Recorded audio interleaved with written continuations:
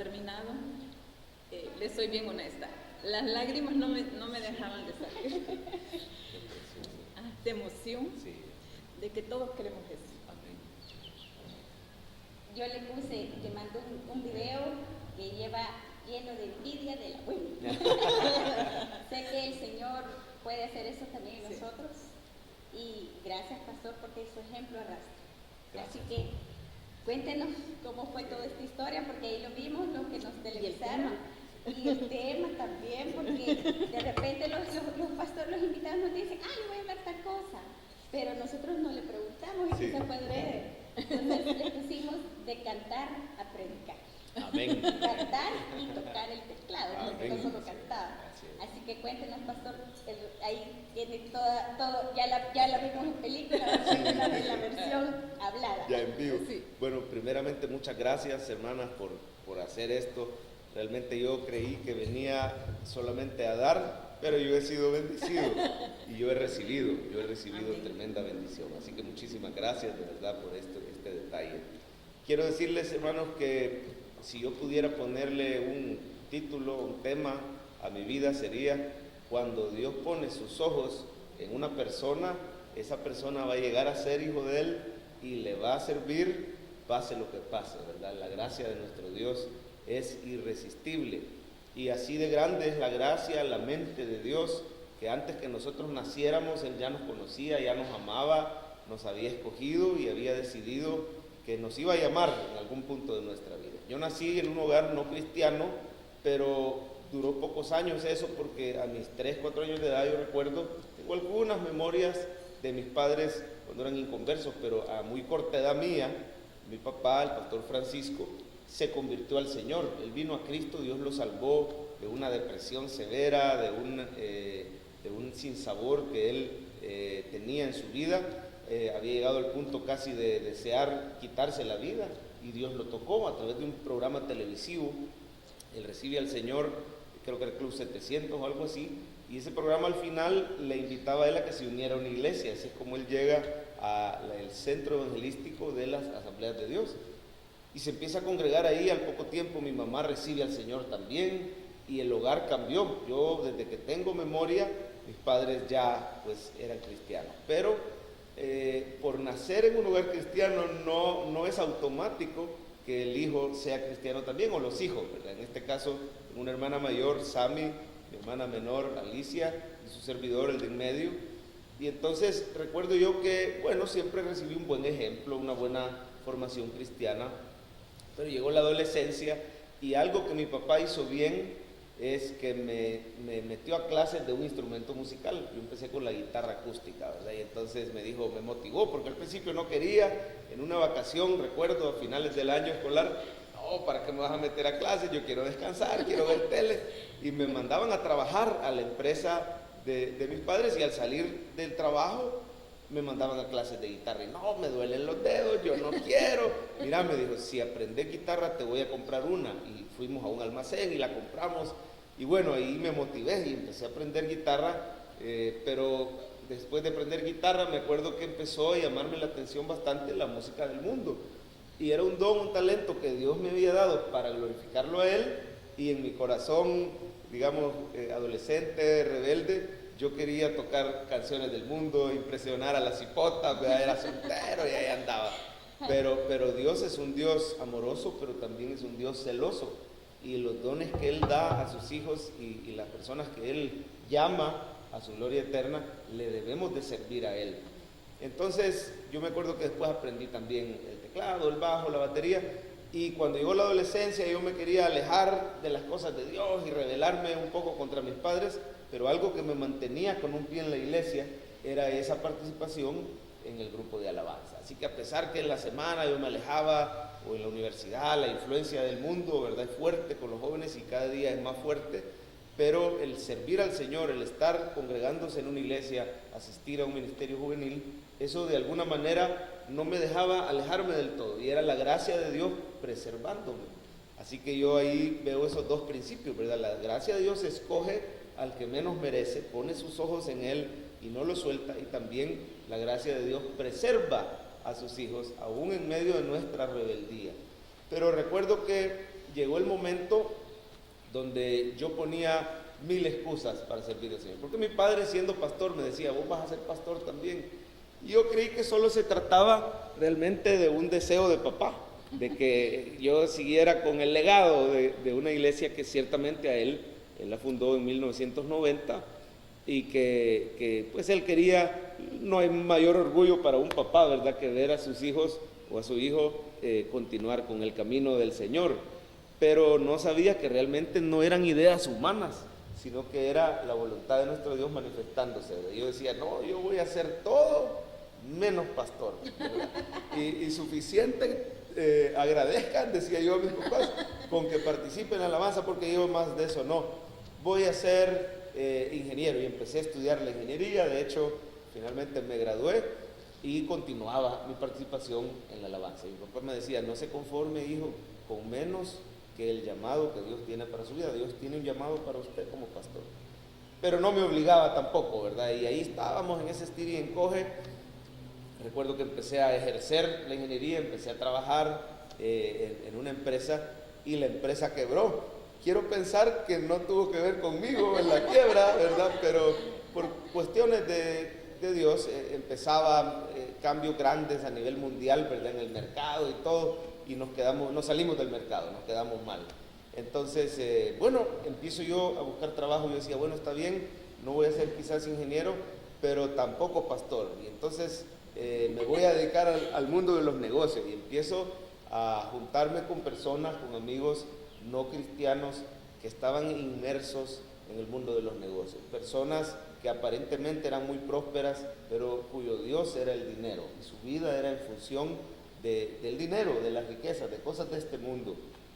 Y aparentemente me empezó a ir bien en cuestiones de negocios, pero yo seguía con esa rebeldía. El punto no es que esté mal dedicarse a los negocios, pero cuando Dios ha puesto su mirada sobre una persona y ha dicho, este es mi siervo y él me va a servir a mí, él va a predicar mi palabra, uno no puede dedicarse a otra cosa. Y cuando se revele, Dios va a ir descartando una por una las excusas que uno ponga. Una de mis excusas era, yo padecí de una enfermedad, no era algo grave, pero sin embargo yo en algún momento tuve una intoxicación de metales pesados. Y me acuerdo que yo tenía algunos síntomas como fatiga crónica, problemas en la tiroides, y entonces yo decía, ¿cómo voy a predicar? ¿Cómo quieren que yo sea predicador? Voy a predicar de un Dios que sana y yo estoy enfermo. Pues no, y me agarraba de cualquier cosa con tal de no servir al Señor. Y me acuerdo que Dios me sanó y me dijo, vaya, ¿y hoy cuál es tu excusa? Porque fue una sanidad divina totalmente, ¿verdad? Y Dios me sanó, sí, pero aún así yo me dedico a los negocios, y estaba en el mundo de los negocios ahí, ¿verdad? Y entonces, otra cosa que quiero mencionar antes de continuar es que me impresionó conocer al Dios soberano, y que Dios es soberano, eso está en la palabra de Dios, ¿verdad? Que Él es todopoderoso, que Él es todo sabio, que Él controla todo lo que sucede. Eso incluye lo bueno y lo no tan bueno. Cuando nos pasan cosas malas, yo he llegado a entender que todo obra para bien a los que aman al Señor, esto es, a los que conforme a su propósito son llamados. Y entonces viajo a México, en ese ínterin viajo a México, según yo, haciendo mis propios planes. Esto sí se trataba con lo ministerial, porque algo que yo sí disfrutaba era la alabanza, ¿verdad? El piano. Entonces voy a una escuela de música cristiana en México para mejorar un poco mis habilidades, y en ese tiempo estaba de moda este hermano Marcos Witt. Entonces ahí en Durango, México, él tenía su primer instituto canción, y viajo a México, y estando ahí en México empiezo a estudiar, y de repente a los 4 meses de estar allá tengo un grave accidente. Me cruzo una calle para tomar el colectivo, el bus, y no me fijé, crucé mal y me atropellan a alta velocidad, y estuve cerca de morir. Allá en México, en Durango, yo solo, sin mi familia. Gracias al Señor no pasó a más, y estando esa noche ingresado en el hospital, yo estaba enojado con Dios. ¿Por qué permites estas cosas? Si de por sí a mí me costaba someterme a la voluntad de Dios, y vengo a aprender más para servirte, y me permites que me pase esto, ¿por qué? En realidad, cuando algo malo nos pasa, no queremos reconocer que fue por nuestra propia imprudencia, ¿verdad? En ese caso yo había sido imprudente, yo le echaba la culpa a Dios. Y pues en ese momento recuerdo que mi mamá se puso muy mal, muy nerviosa. Hijo, hemos pensado mejor las cosas, queremos que te regreses, mejor aquí vamos a buscar trabajo, aquí te seguís dedicando a los negocios. No me dijo nada, ¿verdad? Está bien, venite, con tal que te vengas, ¿verdad? Ya era amor de mamá. Entonces le hice caso, me regreso a El Salvador, los planes frustrados, no pude seguir estudiando música, entonces hoy sí me dedico a los negocios. ¿Y qué sabía yo? Que al regresar a El Salvador, a través de un amigo, un buen amigo, conozco a la que ahora es mi esposa.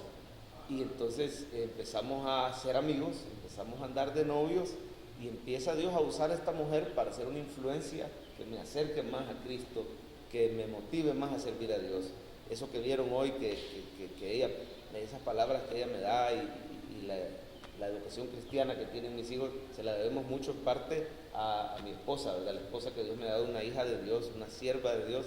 Y entonces empieza el Señor a darme a mi esposa, y yo pienso esto, ahora que lo veo, si no me atropellaba ese carro, yo no me regresaba, y yo no conocía a la que es mi esposa. Entonces quiero dar este mensaje a nuestros amigos televidentes: aún las peores tragedias que nos pueden pasar son parte del plan de Dios, y Dios, aunque ahorita no lo entendamos, Dios lo va a usar para nuestro bien. Posteriormente, ya el Señor había tratado conmigo varias veces que le sirviera, y yo decía, no, yo quiero ser ingeniero. Que le sirviera, no, porque no me sanas, me sanó.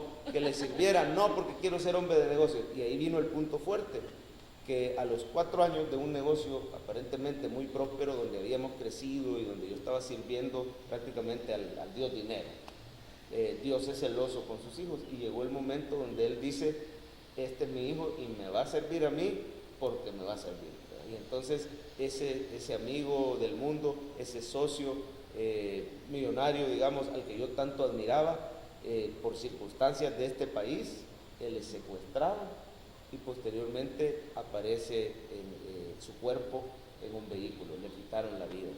Y recuerdo que por cuestiones de Dios, no son casualidades, a mí me toca ir con la esposita de este amigo al lugar donde apareció el vehículo, y nos toca ver cómo la policía, los fiscales, los forenses abren el vehículo, y esa noche solo había un médico forense y era cristiano. Y me dice, empezamos a platicar en lo que llegaba el fiscal y autorizaba que se sacara el cuerpo de este amigo. Sus hijos eran amigos de mis hijos, yo había dedicado mi vida a eso, a los negocios. Y este forense me dice, pastor, hay tanto asesinato en El Salvador esta noche que solo yo estoy de forense y yo solo no puedo cargar el cuerpo. ¿Cree que me quiere ayudar? Y entonces, con miedo y todo, pero me pusieron una mascarilla y me acerqué al vehículo en compañía del forense, y me tocó la triste experiencia de cargar el cuerpo de este amigo, de ver lo que le habían hecho y de ponerlo en el piso y de reconocerlo, porque la esposita no quería ni estar ahí, reconocerlo y decir, en efecto, este es fulano de tal. Pero en ese momento, una voz en mi corazón y en mi mente me dice, pudiste haber sido tú, y hoy sí quiero que me sirvas, porque me servís o te morís. Así de claro, ya, me servís o te morís. Ya, tu vida es para servirme a mí. Es un Dios amoroso, pero también es un Dios santo, es un Dios celoso. Y cuando Dios pone sus ojos en alguien, esa persona le va a llegar a servir a Él. Entonces, en ese momento empezó con mucha tristeza. Dios trató duramente. Yo lo veo quizás como una disciplina que Dios tiene, porque Dios es un Padre amoroso, y al que ama disciplina y castiga al que toma por hijo. Cuando nos hemos desviado, van a pasar circunstancias que nos van a doler, pero es amor, es misericordia de Dios trayéndonos de regreso. Y finalmente, recuerdo que en esos días llega un norteamericano y le dice a mi papá, pastor, yo quiero poner una iglesia en inglés, y yo he pensado en su hijo para que sea el pianista. Y ahí está el título que ustedes le pusieron hoy, de pianista a predicador, o de músico a predicador, porque yo no sabía que iba a predicar. Sin embargo, a todo esto mi papá me había casi obligado a que yo fuera los fines de semana al Instituto Bíblico, y ya prácticamente me había graduado del Bíblico Betel, pero yo decía, ese título ahí lo tengo y no lo voy a usar probablemente, y no sabía que era Dios el que había hecho todo, porque cuando este norteamericano me presenta la idea. Yo dije, no, acaba de pasar la muerte de este amigo, yo estoy en una etapa, tenía que buscar a qué me iba a dedicar, yo estoy en una etapa de mi vida que no quiero meterme a más compromiso ministerial. Pero mi papá, Dios a través de mi papá, me dice, fíjate que esto que está pasando con este norteamericano no es un hombre, es Dios el que te está llamando a que le sirvas. Y entonces yo ya tuve miedo de decir que no, porque ya estaba bien advertido. Y entonces dije yo, bueno, voy a aceptar. Al fin y al cabo, voy de pianista. La iglesia era en inglés, era para misioneros que viven en El Salvador y que no reciben palabra de Dios, porque ellos están siempre dando, siempre sirviendo, pero no reciben. Y entonces alquilamos el local y Dios me usó a mí para ponerle nombre a la iglesia, se llamaba CPI, Connect Point International. Y entonces sale como una filial irregular, digamos, de Cefad. Mi papá nos da su bendición, nos da su respaldo y nos vamos con el norteamericano a poner la iglesia. Un equipito pequeño de CPI nos sigue para ayudar con la logística y empezamos en Santa Elena, en el edificio Valencia, en el 2012. Pero el primer domingo que íbamos a abrir el primer culto, el norteamericano lo llaman de emergencia, que se fuera a Missouri, a Estados Unidos, y que solo se iba a ir 2 semanas. Y me dice, Javier, ¿tú puedes inglés? Sí. Kevin, yo puedo inglés, entonces quiero que predique 2 semanas en inglés. No, pero Kevin, si el pastor de este volado sos vos y esta es idea tuya, no, mejor cerremos y yo me voy de regreso a mi comodidad en Cefad. Y entonces mi papá me dice, no, es el llamado de Dios con usted. De todos modos, solo son 2 semanas. Ya voy a venir, me dijo el norteamericano, y hasta la fecha lo estoy esperando. 2017, creo que Cristo va a venir primero. Y el norteamericano no regresó, pero era de Dios, porque ese día Dios me levantó como pastor de esa iglesia filial. Y hace 1 año, esa iglesia filial ya estábamos en el hotel Presidente, teníamos más o menos unas 250 personas, pero Dios pone en el corazón de mi papá, véngase de regreso a la central, tráigase a las 250 personas, hagamos una fusión y ahí nace Cefad Church, que es la combinación de Cefad con CPI Church. Y ahí está lo que tenemos ahora. El Señor me ha llamado a ser pastor general a la par de mi papá, el pastor Francisco, en la iglesia Cefad Church. Qué bendición. Un gran testimonio en realidad, porque estábamos viendo el video y parecía todas las etapas, desde niño, ¿verdad? Sí. Y es un testimonio de gran poder para cualquier persona que piensa que ya no hay rumbo o que no sabe cuál es el propósito, o una madre que piensa, Dios mío, mi hijo jamás va a cambiar, y lo digo por mí primero, y dice, pero podemos ver que la misericordia de Dios siempre está con nosotros y con nosotros. Y aquí creo que fue lindo también que sus padres nunca perdieron ese enfoque, esa bendición, eso de que aunque sea así de orejita, pero anda a aprender, anda al instituto, o sea, había una meta. El poder de los padres de oro. Así que, pastor, qué bueno, qué rico escuchar ese testimonio. Había cosas que no sabía, que hoy ya la vamos a saber. Gracias, pastor, por ese compartir. Yo sé que hay jóvenes también que quizás no saben qué hacer o quizás creen que por aquí va la cosa, pero escuchen, hay que poner atención a ese corazón. El hermano lo escuchó de una manera quizás ya dura, porque el Señor llama, pero cuando llama con amor y después nos va jalando y si no entendemos con amor, entonces así, de orejita, pues entendés. Con anestesia o sin anestesia. Así que cuando escuchemos esa voz que nos diga, hay que servir al Señor, hay que servir al Señor. Así que, pastor, nos vamos a ir antes a un mensaje comercial, pero siempre hacemos un jueguito que se llama Gotitas de Café Express, porque aquí como todo es cafecito. Entonces, lo primero que se le venga a la mente, nosotros decimos una palabra y usted dice la contraparte o lo que se le venga a la mente. Empezamos. Francisco Carrá. Ejemplo y guía. Yani. Amor de mi vida. Alabanza. Una pasión. Cefad Church. Una casa. 1990. Año que inició un sueño. Oveja. Difíciles, pero amadas. Creo que es ella es una. Me salió del profundo. Salió así, vea, trotó. gran bendición, una herencia. El Salvador. La cuna que nos vio nacer. Soberano. Es la doctrina que más ha impactado mi vida. Jesús. Es mi sustituto. Gracias. Es el tema que más me apasiona y que más me impacta. Eso, pues pasó la prueba. Amén. Muchas gracias, pastor. Gracias. Nos vamos a ir a una pausa comercial y ya regresamos.